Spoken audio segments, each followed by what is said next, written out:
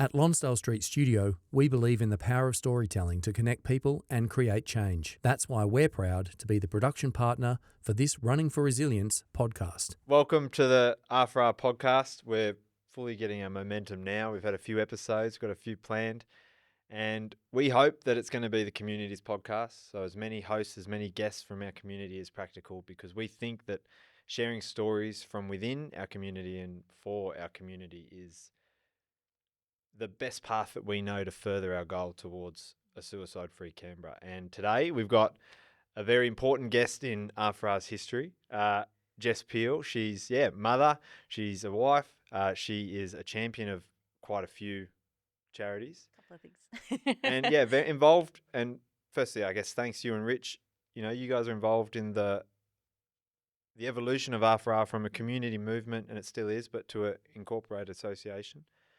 A charity. It came at the right time. It's just funny how things work. But I want to start the conversation with what you do, because ACT Local Hero of the Year, I think. No. I was a runner-up. You're a runner-up. runner-up. That's very modest of you, Jess. Yeah, Tim from, what's it called? Lids for Kids. Yeah. He took it out that year. Yeah, well, deserving winner too. Yeah, he was. We spoke about your involvement with Menslink. You have your little triangle. Menslink, R4R, and Bravehearts. Yeah, correct. Bravehearts is the one that's, I think, closest to your heart, for Yeah. lack of a better term. I've been involved with Bravehearts for, it's now 7 years. So I'm the Canberra ambassador for Bravehearts, and we run 7 marathons in 7 states in 7 days to raise awareness and funds to keep kids safe from sexual assault, abuse. And what got you on that journey? I met a really cool lady who was doing a training run just at Cohen.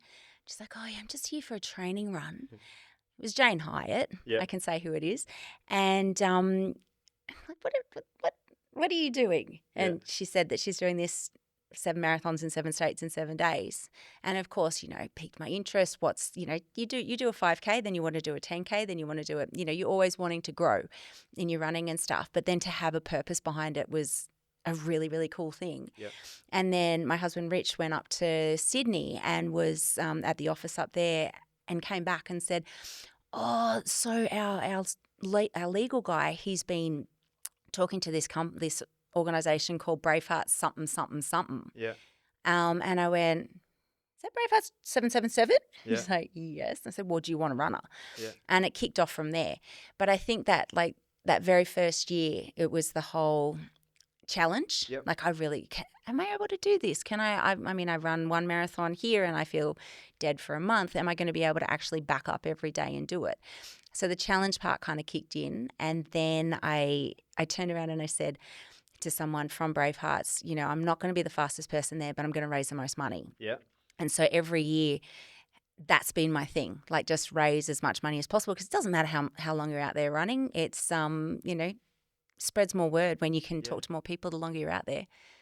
I think you said, this if I'm paraphrasing, you wanted to raise money because you wanted to help people have difficult conversations. Yes. Around it. Yeah. I just want the conversation to be easier. Which conversation? Well. So just the conversation about child sexual abuse. Yeah. Because 1 in 4 kids will be abused by the time they're 18. Wow. Or will be affected by it by the time they're 18. So I really want that conversation to be something that is more talked about. Yeah. So from a parent to a kid, from teacher to a child, from a child to an adult. Yep. It doesn't matter. It should be something that's not, a kid should not feel ashamed if something has happened to them. They should have an open lines to converse about stuff like this, just to get some help. Yeah. Because it can feel a bit taboo, because it's difficult to fathom that it exists on one regard. Yeah. And then I can only imagine how difficult it would be for someone to speak something that they don't hear ever. It's very true. Apologies but you had that first conversation at somebody's funeral. Did I? With your mum, where she asked you about a fella. Oh, yeah. Yeah. Jeez. I forget everything. I'm glad that I have you here to No, tell no, me it's the my way stuff. I've angled it. Yeah, Yeah. that's cool. So when my dad passed away, his best friend was from America. Yeah. And obviously came over for the funeral. Yeah. And at the end of that, my mum turned around and asked me then, has he ever done anything to you? Yeah. And I was like, Your dad's friend. my dad's friend, yeah, 100%. Yeah. And I was like, I didn't really think anything of it and Yeah. stuff. And when you sort of think about sexual abuse, you always sort of think about Yeah. the real, not like awful stuff. Yeah. And no one sort of thinks about the lead up to stuff Yep. as well, like the manipulation, all that sort of thing. So when I was 14, we went to it was this awful holiday. It was horrible. But went to this holiday up to Foster, Yep. and my brother and I were sharing a room, and I was already feeling really uncomfortable. Like Yeah. he didn't know how to handle me I think I was 14, as a 14-year-old, and it was like weird conversations that were coming out, and I didn't want to be around him at all. And so we're up at Foster. My brother and I were sharing a room. We had these trundle beds that were, not even as wide as this chair, basically. And I just said, you know what, I need a rest. Yeah. Walked into my room, laying on the bed, and he came in and lay on top of me. Yeah. And was like, not very big, are they? And I was like, what? And I froze in that situation. And I'm like, what if I was, and I never really thought of it until my mum asked me about that. Yeah. And if I was 6, where would that have gone? Yeah. If I was a 4-year-old, where would that have gone? Yeah. And it's that real, and as a younger child and stuff too, the manipulation comes in the whole, oh, no one's going to believe you. Yeah. If you, one of the ones I heard, which was the worst, was a friend who had been assaulted by her grandfather. And that was basically where Bravehearts was born from. Yep. And she, her grandfather said to her, if you tell anyone about this, your dad will hurt me. Yeah. And when your dad hurts me, he'll go to jail. And Yeah. who do you think's going to be looking after you? Yeah, right. Him. Gee whiz. Yeah, so it's such a mind, like it messes people's Manipulation. minds up so Yeah. much. Yeah, it's such a manipulation that it's like a kid doesn't know how to get out of that. No. It's a really tough situation. I'm just glad that she was very strong. Yeah. And told her dad. So when she was 6. So it's crazy. And obviously her story Mhm. and, you sharing your story opens up those conversations that you're talking about. Yeah. And it was a fight. What do you as mean? well. So when Bravehearts began, Hetty, who started it, my friend's mum, she couldn't even say the words basically child sexual abuse or child sexual assault or anything like that in media because They she wouldn't would let get her? no, Yeah. she'd get wrapped over the knuckles for it. Yeah.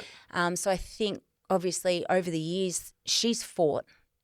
She went into politics and stuff and she fought her way through. And it's taken a long time. So it's almost, gosh, I can't even think how many years Bravehearts has been around for now. Yeah. But it's taken a very, very long time to get to that point where we can advertise. And we spoke about it just before. Like you're putting R4R at the forefront. You're saying, "Oh, can I say this? Will it affect?" Yeah.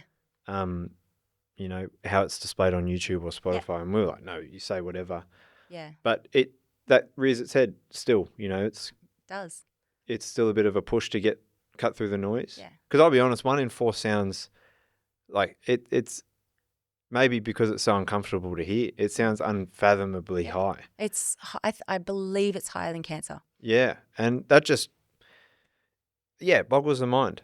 It And does. so I guess from that lens, you can imagine some people, wouldn't believe it, and then you're pushing through that as well. Yeah. And I can't imagine it. Yeah. But It you've is very full on. you've garnered a lot of purpose. Yeah. Through Bravehearts. Yeah. Really have. I just think, obviously people will say, I can't believe you're running 7 marathons in a week. We'll get to that. That's amazing. Or you're incredible. Yeah. And I feel really uncomfortable when people say any of that sort of stuff because it's Who you running for? It's what I'm running for. Yeah. And that's like, we do what we can.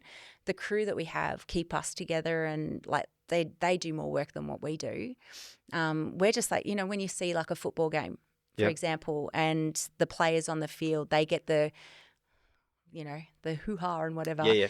All the attention The and Benny stuff. A's of the world. The Benny A's of the world. Yeah, yeah. We're looking at you, Benny. But they get so much of the the focus and stuff, and there's so many people behind the scenes that don't get seen as much. So I hats off to the crew all the time. And stories too, isn't there? I mean, oh gosh, yeah. As much as I come back to that conversations. It's hard to have the conversation, I imagine. Like I'll speak from personal, suicide is a hard conversation to have because, it puts other people in an uncomfortable position. And then also just because it's a really hard thing to talk about. Yeah. It's something that you just kind of like, what am I meant to do with all this information? How have you seen the conversation? Like, I imagine you run with quite a few people that have been through child abuse. That was part of Bravehearts. Correct. What kind of people do you come across? I know you mentioned a few, but like they're so varied. and what are they like? What are they like as in the moment? Like, I think a lot of the people who I've met through just through running with Bravehearts, they've come to terms with what has happened to them. Yeah. And they're in not always in a really great place, but they're in a better place. Yeah. So they are more open about talking about their story. They're like one of my friends is the most beautiful, jovial human that you would ever meet in your life. Beautiful. And some people are still suffering. Yeah. Like you can't flick the switch and say, okay, I'm fine. No. So I think taking the as the term goes, like the survivor mentality or the victim mentality. Yeah. And once you've gone past that victim mentality and you're in that survivor one, you're in such a better place. Yeah. And it sounds like you maybe pushed it out of your mind until it was raised later. Yeah. I honestly didn't think it was anything. And then when you realised it was something, did it shake your world a little bit? Or was it? Not really. Actually, because he passed away. Yeah. As well. So I think that's actually when the conversation came up from my mum. Yep. And I think just having that little bit of a realization and stuff, and I was like, this is something that does happen. Yep. And obviously, like I said before, that it is something that if you were a younger child or where could the manipulation go? Yeah. My situation was very mellow in comparison to a lot of other people. So in that respect, I'm very lucky. Yep. But yeah, it's just it opened your eyes to does. Yeah, like you said, where it could have gone. Yeah, correct. And that spurred you into action. Yep. And I think too, one of the other things as well is if you do, because not only does someone manipulate the child, we'll say the survivor, they also manipulate the whole family as well, because it will be very much, it's like 96%, something like that, of abusers know the family. And they manipulate everyone within that as well. So then the parent, like the child goes to the parent and says, this has happened to me. Oh, that wouldn't have happened. You think you're dreaming. Sort of, like brush it off. Too hard to deal with, brush it off. How could that person ever do that? Really hard to believe. Like if you view it from the moment. Yeah, absolutely. Probably don't want to believe it as well. Yeah. No. And it's not at fault of a parent. Parents are doing everything they can to keep their kids safe. Yeah. But manipulation's there and it's strong. It happens. Yeah, it's really, really strong. Especially the disparity between an adult and a child. Yeah, correct. Yeah. Correct. We're talking about, I wanted to talk about it with you, not only from your personal perspective, but also because, AFRA's goal was to help make Canberra suicide-free. Mm-hmm. Suicide sits on top of countless struggles, all different struggles leading into someone's decision to take their life. And we can't have a suicide-free Canberra without organisations like Bravehearts. Mm-hmm. But the communities are so linked, and it's one of the reasons why you support Menslink as well. Correct. Why is that in your triangle? Why is it Menslink and Bravehearts?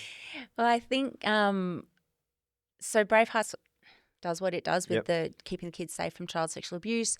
And then Menslink keeps young boys on the straight and narrow. So ones who have gone off, off the rail, as parents say, hanging out with the wrong crowd kind of thing. But there's so much more to someone saying, gee, they're being naughty. Yeah. There is so, like, where has that come from? Are they trying to seek attention? Are they has something happened in their past that they don't know how to articulate? So I think it is another stepping stone, because basically Menslink, that's what they're doing. They're trying to protect people from suicide as well. Yeah. Bravehearts is doing the same thing. Yeah. It's just termed differently. It's amazing how often I think that everyone's goals are aligned in some way. Yeah. Maybe not on paper in terms of their mission statement, but Correct. I think we all just want everyone to have a happy, healthy life as much as they can. 100%. And, that manifests in different ways. You also have Afra as part of that triangle, which we're very lucky to have. I'm very lucky to have Afra in my triangle. And that was a circle in my triangle. Triangle. How did you come across running for resilience? Do you remember the first? I had a friend who kept saying, come on down. Yeah. Larry Edna. Spin the wheel, come on down. And so he kept saying, come, this is awesome, this will be really cool. Who was it? Do we know him? Yes, we know who they are. Tyson. Yeah. So Tyson got me into that. OG. Yeah, one of the OGs. And then so I, just went, oh, bloody shut him up. Yeah. Just shut him up. He's going on about it too much. So came on down and stuff and haven't turned back since. Do you remember what you liked about it initially? I liked the community. Yeah. Yeah, and at the time, obviously, it was just the Wednesday night. I don't know if there was Monday and Fridays at that point. I can't remember. Yeah, Wednesday was the first. Then we dabbled with a Tuesday for like a month in Gungahlin. Yeah. For like a month, and then Friday started later. But Wednesday was the first for a while. Yeah. So it would have been. So I think it was. Yeah, I'm pretty sure it was the only one that was there. Yeah. And just it was obviously at that point it was a lot smaller. Yeah. As well, so it was just a really cool community, and 50, 60 people. They're fun. 50, 60? Probably about that. Yeah. It's amazing. At the time, that felt big. I know. And then now. Look at us now. Yeah. Like up to 500 sometimes. It's just, it blows my mind. Why do you think 500 people, I know why some people attend. Yeah. They're struggling. Yeah. Definitely some people are struggling. And community is just, I think it's so beautiful, and you can see it even more now when you get back and everyone's standing around having a drink, having some dinner together, just hanging around and chatting. They're not staying for 10 minutes. They're staying for half an hour to 40, 45 minutes sort of thing. So it's, as we keep saying at the start of the talk, stay afterwards. That's the important part. Yeah, it is. Yeah. And you're often talking in a better headspace as well, having exercised. Absolutely. And I think too, I don't know, I think running is also a really safe space to talk about stuff because you're not face to face with people. It's like the whole, if you have something that you need to talk to your kid about, do it in the car. Yeah. Because it's not aggressive. It's not so intense. Yeah. And especially when it's dark at the moment too, it feels safer. I've thought about that it's because, your head's forward.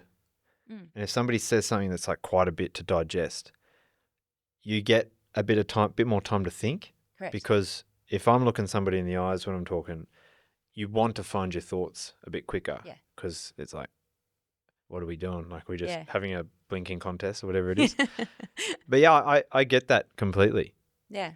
Do you rely on running in that regard? If you need to talk through some stuff with some friends? Yeah, I think so. Yeah. I mean, I talk a lot anyway. Yeah. That's all right. There's no everything's out all the time. I have no issues with telling anyone anything. Yep. And I do still think that is a really safe space. Yep. And I do, I talk more. I know that's really hard to believe, but I do talk more when I'm running. Yeah. That's great. Maybe it's because I'm trying to cover the sound of my breath and I'm dying. Were you talking, and we'll talk about this in a later episode, but were you talking much during the blood run? Yeah. Yeah. Weirdly, yeah. Yeah. Yeah. Even because it was Because like, it sounded hard. And for those of you who You don't know, I think it's what, a lap of how much? so we did so the actual thing was about 1 point something Ks. Loop. 1.8? No, up down. So 1.8 up, Down. Yeah. 1.8 down. Down. And do you remember the elevation? 5,000 meters. Gee whiz. And this was for Leukemia Leukemia, Foundation. And Callan, the man behind the mission, is going to bloody be mission. interviewing soon. So that's going to be great to further the Oh. community nature of the podcast. But Do you know how much fun that was? why? Jeez, it What was about it fun. made it fun? Again, I think no pressure. Yep. And we were just up and So down. you were just up in and it? down. And Yeah. the loop nature made it, you could pull out whenever. You could just, we ended up getting to, so I know Shooter went all the way. Yep. I think Cherie, so my coach Cherie, Yep. and I got to about 3,200. But we just had fun. Yeah. It's just cool. And just like, I'm running along. Oh, there's a koala. Oh, it was just a ball. Yeah. Really good people, fire, out in the bush, up in Central Coast. It was amazing. Yeah. Is Cherie Elevate? Cherie's Elevate. Yeah. Tell me about Elevate, because there are heaps of Elevate runners Oh my at goodness. R4R, and you see them all around with those, what would you call it, navy blue or I've got the navy blue navy with blue the shirt circle. with Yeah. because it's a bit more, I wouldn't say serious, but purposeful running. Structured. Yeah. Yeah, it's more structured. So we have we just do interval sessions and stuff. So a couple of days, like there's Tuesday morning, Tuesday night, Wednesday morning, Wednesday night, Thursday morning. Yeah. Just at different places around Canberra, and then we also do group runs on the weekends as well. Yeah. But Cherie's just an awesome coach. So she coaches all sessions. Yeah. And I think there's one road session now as well, and everything else is on trail. But she's just got a great group of people, if I do say so myself. Well, I think a lot of them go to R4R, and I've met them, and couldn't agree more. It just seems like such a nice. Yeah. She's done a great job with it. And She's such amazing. a feature in your week. Oh, yeah. Always. It's not Tuesday anymore. It's Elevate. It's Elevate Day. Yeah, it's Elevate. It's not Thursday. It's Elevate Day. It's great. Yeah. How much importance do you think that is in, I mean, what we see with R4R is the consistency and the ease of it. But it's not just R4R. There's footy clubs, there's Elevate, there's so much stuff gymnastics. now. Yeah. There's all those things that people plug into. Yeah. Do you see it elsewhere? Do you see the benefit of community and exercise for mental health elsewhere? Yeah, I think, again, saying like gymnastics, for example. So my kid's been doing gymnastics for, 10 years now. And there is a real connection in there as well with the girls. Yeah. And you do see a lot of them when they do decide, for whatever reason, that they're not going to do it anymore. If they don't go to something else, you can see them kind of, going into a bit of a negative space as well. Because I just think movement is just so important. And then movement with friends is important to her. Yeah. Important. Important to her. I've got girls. I've got twin girls. Yeah. And you say that. I mean, my little man as well, I guess. Like,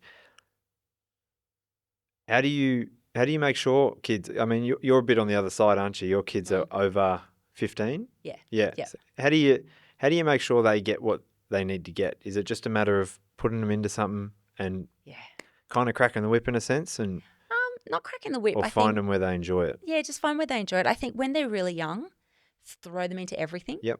And they'll weed out what they like and what they don't like. Yeah. I remember we did with our three, when they were all quite young, we did little athletics. Yeah. We went once. Yeah. Once. Yeah. They hated it. They hated it? Yeah. They hated it. I remember And my and parents not making knocking me it. tell the coach to get out of, because I was like, I don't want to go anymore. Oh, really? So I would have been, I don't know, 4 or 5. You got to go tell the coach. And he's like, I don't want to go anymore. Yeah. Oh, right. Yeah. And we didn't go anymore. Yeah.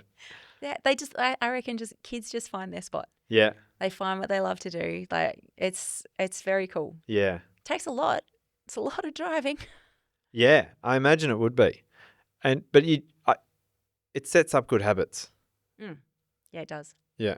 And do you think, speaking of good habits as well, I actually think supporting other initiatives is key to mental health. Agreed. It does something where if you, I can't remember the saying. It's like if you're void of purpose, give it to somebody else. You know, if you can't figure out what to do something for somebody else, and that kind of gives you a bit of a guiding star. Yeah. Do you think about that when you're doing all your, let's call it charity work or community efforts? Like how much you do quite a bit. Yeah, I do a bit. Are you also trying to set an example? Yeah, I think so. And I think it's now, it takes a while for it to kick in. Yeah. So we did like little, again, with going back to the kids, when they were young, we would say, okay, so pick a charity and we'll give you some money and that money goes to the charity. So we did that when they were really young. I don't know if they hated it or not, but you know, it is what it is. And now my oldest, who lives in Hawaii, he's now part of a Clean Up Hawaii crew, and they just go around and pick up rubbish. Yeah, right. And stuff on a day on a weekend. And he's getting right into it. Yeah. Yeah, I think just teaching people to give back, or teaching kids to give back, is really important. Yeah. And I think as well, it doesn't matter what it is. Like I'm not going to sit there and tell my 17-year-old who hates running that she should go run. No. Because that's not going to work. You know, if she's, making things or, doing something like that, then that's her thing. Yeah. You don't have to do what everyone else is doing to make a difference. Yeah, I've got it all ahead of me. Yeah, I just hope that they're doing all the things I enjoy to do, but most likely won't be. I said we were going to talk about before. Yes. I think people do want to know. 7 marathons, 7 days. What are you thinking? There's a lot that goes through my head. Before you did it, so yes. What kind of runner were you before you did the first Bravehearts? So I've been running for a long time. Yeah. Even though you probably wouldn't be able to actually realize that. But so ran for a long time. My dad ran. Yep. He set up the Great Train Race in Melbourne. Oh. Against Puffing Billy. So that was his idea. And Puffin now Billy, it's, I haven't heard that name in ages. Oh, really? Yeah. Yeah. I remember Puffin Billy. Yeah, good old Puffin Billy. Yeah. Yeah, over that crazy bridge and stuff. Yep. So my dad was the person who came up with the idea to race the train from Belgrave up to Emerald. Yeah. So I've been around running forever, but not, on and off. You turn into those teenage years and stuff, and you're like, ugh. Yeah. I don't want to do anything. Yeah. I'm just going to schmooze in my room and be a brat. And then I think it was like I'd run a bit, and then I had Jax. I had my first. Yep. And went, oh God, I'm going to get back into shape. This is ridiculous. And so I just started running a little bit then, and it just kept snowballing. Yeah. Yeah. And you'd done a marathon before? No, I'd done, what did I do before that? So I'd done a half. Yep. I remember doing a half at the Canberra half, and I came out at the end of it, and I was chasing my nephews around. Yeah. At the end, and I went, oh dear. Oh dear. Oh, did I even, I've still got energy. Yeah. Maybe I didn't run hard enough, or maybe I didn't run far enough. Oh, so you were ready to roll. Yeah, I was ready to roll. So then I did the Gold Coast Marathon from there. Yep. And went, okay, what's next? Yeah. Are you ready to roll again? What's next? Yeah, exactly. So predisposed a little bit. Yeah. Yeah. You love it. I think so many people do that as well. They're like, okay, so I've achieved my 5K. Yeah. What's next? Yeah, what's and then, next? What's next? Yeah. So it kind of grew from that to trail running, and then to 50K. And then I think I can't remember I did 100K before the first 777. Yeah. Okay, so you're pretty good.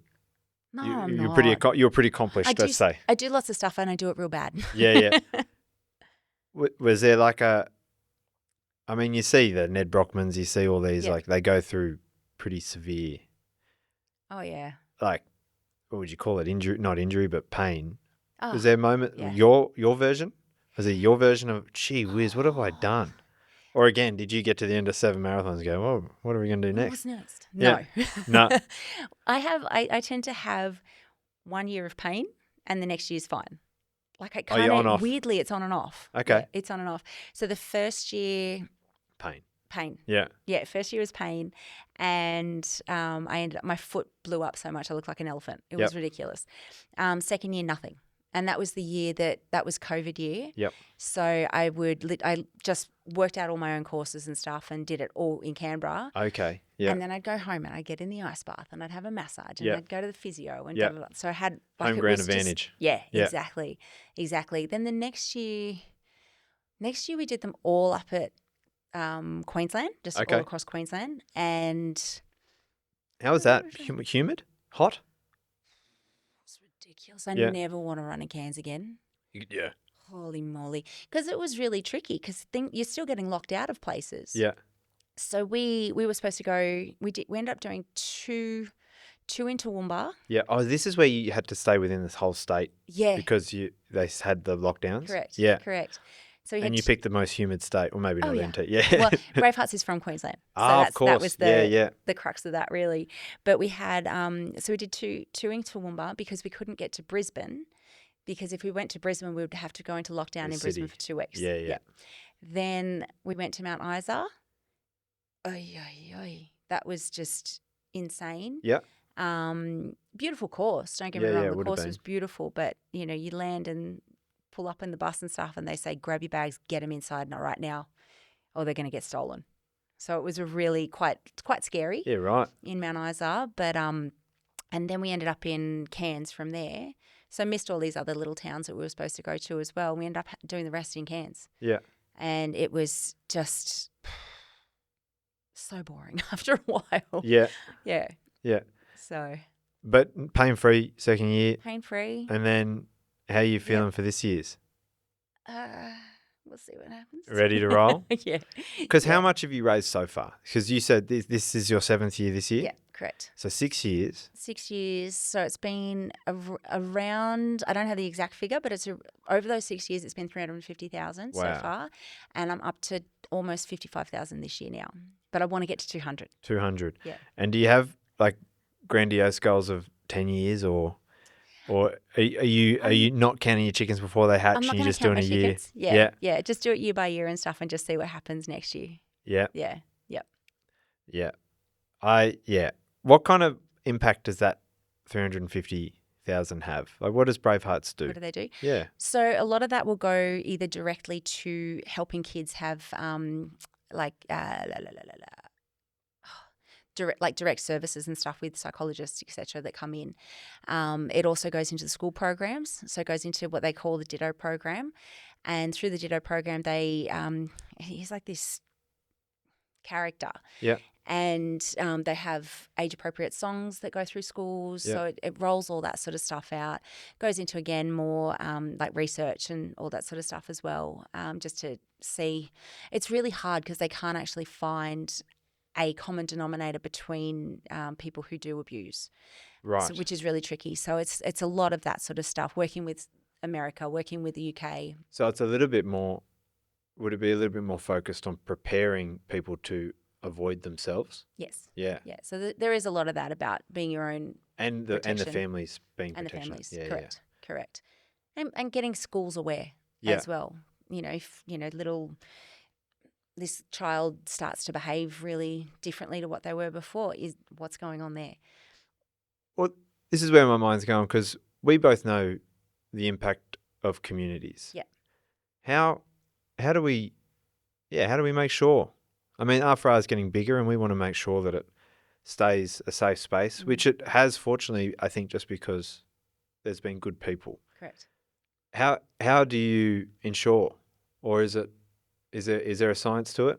Or is it just like when you see something, you call it out? Or what is the...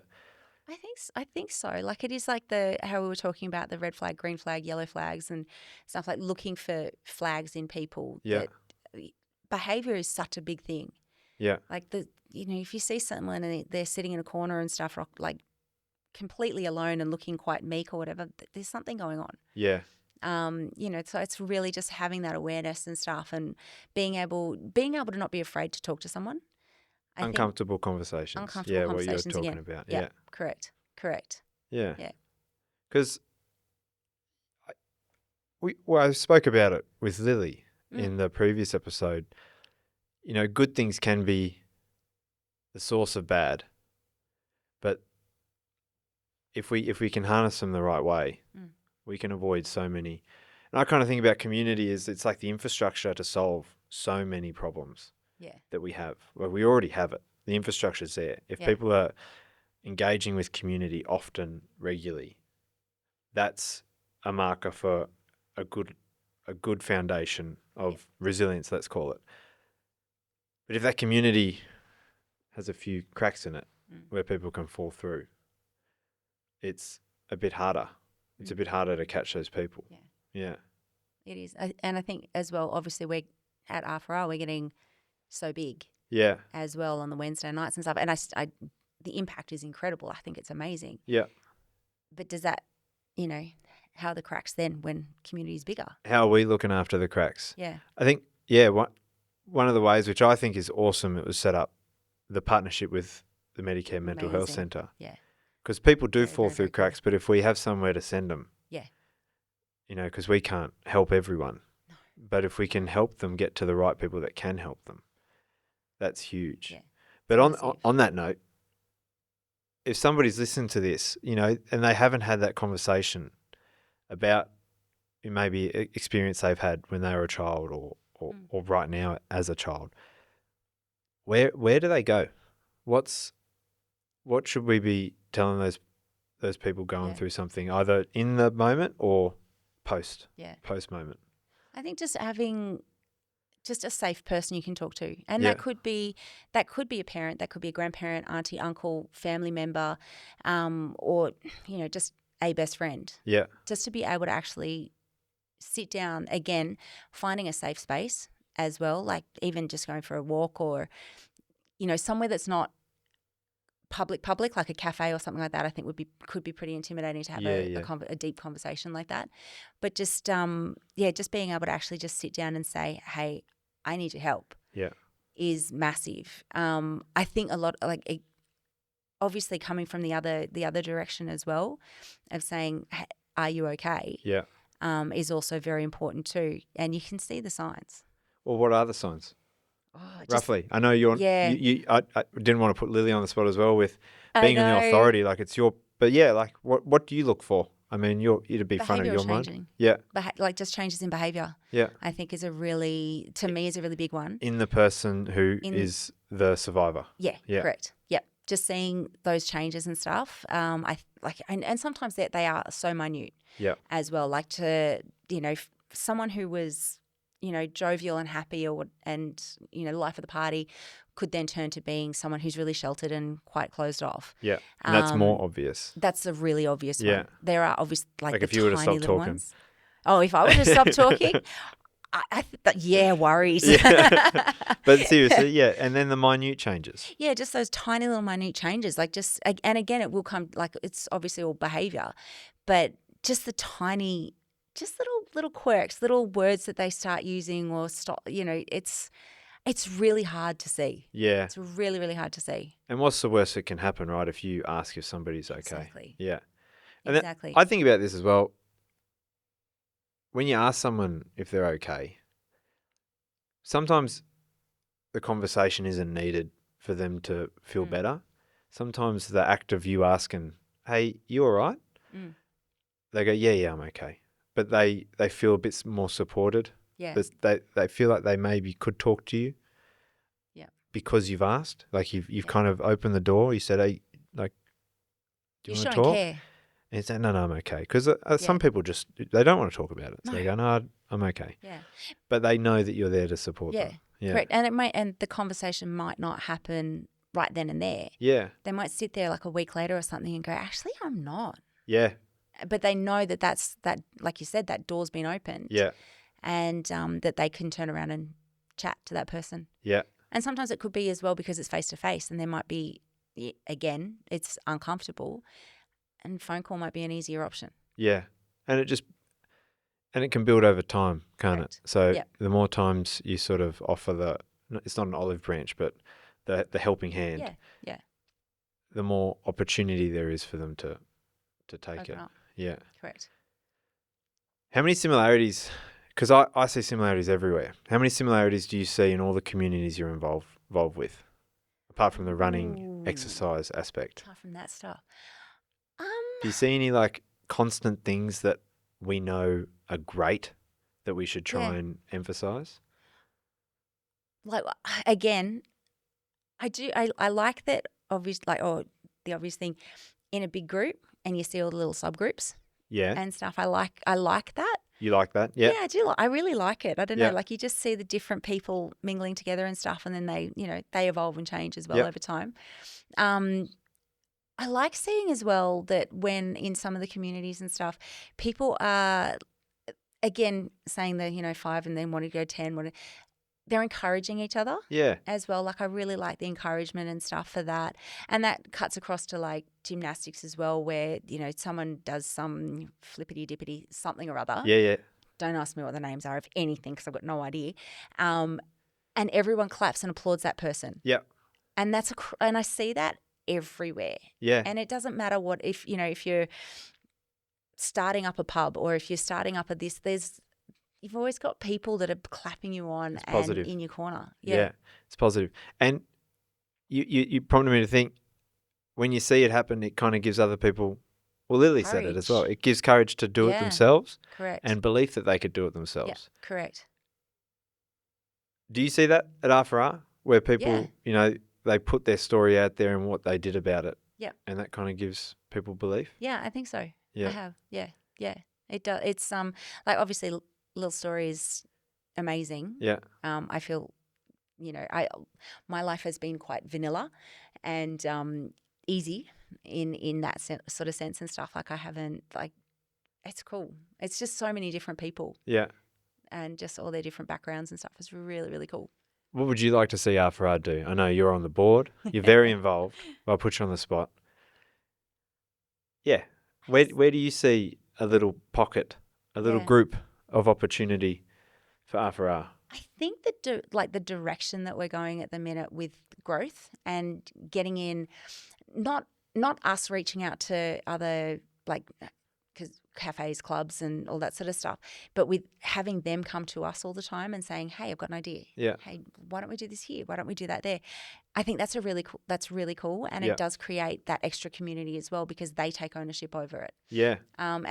Which is awesome. So it shows that we're doing something really cool that others want to be involved in. Yeah. It is fun. Like that. Yeah. It is fun. I just want to see that keep growing, that growth. Yeah, me too. Yeah. It's pretty amazing to think how far it's come. I know. From 10 of you? Yeah. But it's crazy. We were speaking a little bit about it before. It's become so much more than, and this is one of the reasons we want more hosts. Maybe you can host someone. We'll ask you who you want to host later.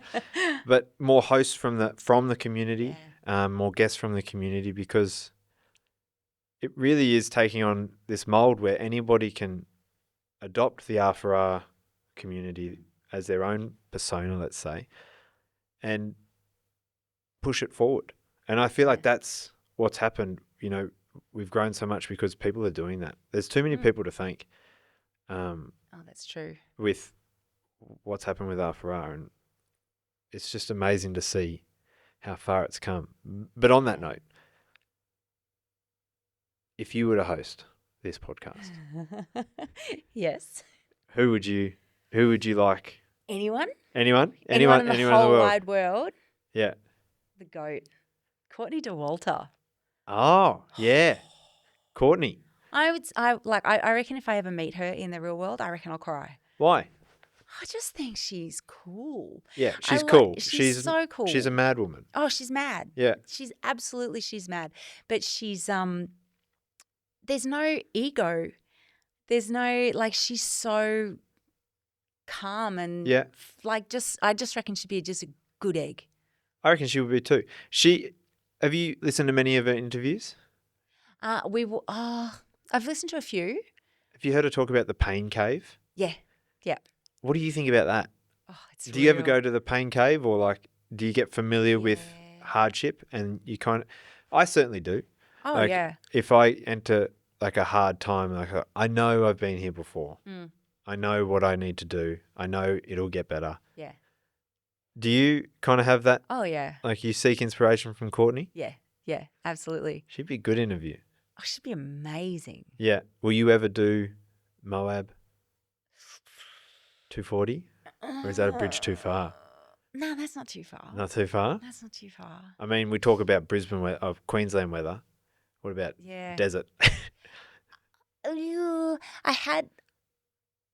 I'd be maybe interested in like, was it Badwater?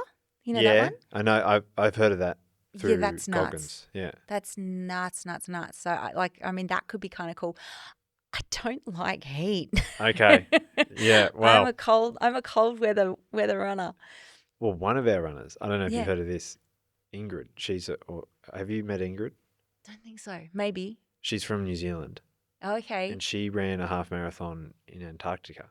Oh. Yeah. Yeah. That's pretty cool. That's cool. Yeah. That would be really cool. Yeah. See, I wouldn't mind doing the 7 continents. 7 That would be a continents? cool one. What's that? Is that a planned event? Yeah. Yeah. Yeah. So it's 7 marathons in 7 days in 7 continents. I know. It's a hard one to wrap your head around. Yeah. It's like Antarctica, Miami, Perth. I can't remember where the other ones are, but it's... But you'd be making up time because you'd fly backwards? Yeah. Yeah. Wow. That would be really cool. Well, I just maybe worry that I'm too slow for that Well, there one. would be a time. There would be a time Yeah. limit, wouldn't there? Yeah, I don't know what the time limit is and stuff. I've had a friend who's done it, and but he's crazy quick Yeah. as well. So yeah, They're just different breeds of people, aren't they? They can do it. Yeah, it's very, very, very true. Yeah. But I like the back-to-back stuff. It's fun. Yeah. Yeah. So in like Southern Lakes Ultra was awesome. Yeah. Yeah, that was fun. And it was scary. I was so scared, but Why? loved it. Because I haven't done, well, it was camping. Yep. And you have to have all your, all your clothes, all your food for the week, everything you're going to take for the whole week. Yep. They provide tents for you in a 15-kilo bag. Yep. That's it. If you forget anything too This bad. one you just did recently? Yeah. Yeah, That's yeah. in February. Yeah. Yeah. It was really good. Bit of fear is good though, isn't it? I think you have. It's healthy. Yeah. It's a really, really healthy thing to have because otherwise, you're just kind of going through the motions and stuff. You have to have something that Got to scares you. test yourself a little bit, Yeah. don't you? Yeah, I think so. And we'll finish that because your 7th Bravehearts is coming up. When does it start? So we start at the end of June, so 30th of June, and we go through to the 6th of July. So pretty soon. How can people support? We actually will run in Canberra Yep. on come to any of the states Yep. as well. So it's all on the 777 website. Okay. But the Canberra one is on the 5th of July. Yes. So and that's a Saturday. So you got no excuses. Do you know where you're starting, where you're finishing? Yeah, we start at Bowen Park down there. I don't know why I pointed. It could be that way. That way? Yeah. That way. So Bowen Park at Kingston Foreshore. And we Great. just go along the front of the lake there. Up and back? Forth. Back and forth. Just back and forth. Gee Yeah. whiz. So we do 6 Yeah. back and forths. And so people can rock up and support that way. Correct. But they can also go website. Yep. Donate money. Go to the website, donate money. You can just pick your runner and stuff and throw some money that way. Yeah. Great. Jess Peil. Well, That's the thanks. one. Thanks for talking with us, Jess. Hopefully, you. Courtney DeWalter, if you listen, we can get her on and Jess can interview. Oh my gosh. I don't know. I'd be a babbling mess. It'd be good. Yeah. But as you heard, if you want to support Jess, please head to Bravehearts website, which we'll put in the show notes. Yeah. And we'll see you after our next time. Bye-bye. Thanks, Jess. Thanks, mate. Bye.